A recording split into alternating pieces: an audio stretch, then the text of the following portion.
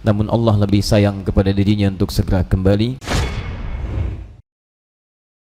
Saudara-saudariku, Bapak Ibu sekalian, dan Mirza Akhir TV dimanapun Anda berada, alhamdulillah hari ini kita kembali diberikan kesempatan oleh Allah Subhanahu wa Ta'ala untuk hidup dan menjalani sebagian dari sisa kehidupan kita. Semoga sisa hidup ini bisa dibimbing oleh Allah Subhanahu wa Ta'ala agar lebih baik daripada hari-hari sebelumnya, dan semoga kita diwafatkan dalam keadaan husnul khatimah. Saya sampaikan ini karena tadi sampai kami tiba di masjid menunaikan salat subuh. Baru tiba di pintu masjid, di antara saudara-saudari kita ada seorang yang Masya Allah istiqamah menunaikan salat 5 waktu di masjid.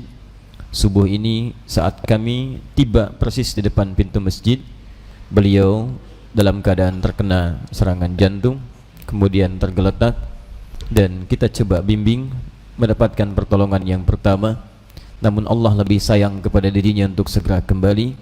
Dan saat sebelum kami berangkat kembali sudah diumumkan bahwa beliau telah meninggal menghadap pada Allah Subhanahu wa Ta'ala. Maka Masya Allah, wafat seperti ini sangat tidak mudah untuk mendapatinya. Bahkan belum tentu seorang ustaz, alim, kiai, habib bisa mendapati hal yang demikian. Diwafatkan di rumah Allah dalam keadaan yang terbaik saat akan menunaikan salat subuh, dan salat ini adalah di antara waktunya yang langsung disaksikan oleh Allah dan seluruh malaikat siang dan malam.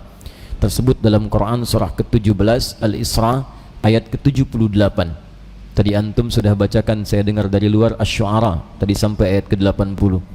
Di Quran surah ke-17 ayat 78, Allah kemudian menerangkan waktu-waktu salat dan mengistimewakan waktu subuh. Semua salat penting, dari mulai subuh, zuhur, asar, maghrib, isya, itu penting, bahkan mesti dijaga, jangan sampai telat, kata Allah. Hafizu 'alas salawati was salatil wusta wa qumu lillahi qanitin. Quran surah kedua Al-Baqarah ayat 238. Hafizu 'alas salawat, ayo jaga waktu-waktu salat, jangan tertinggal, jangan terlambat, kata Allah. Jangan terlambat, jaga, tunaikan tepat pada waktunya.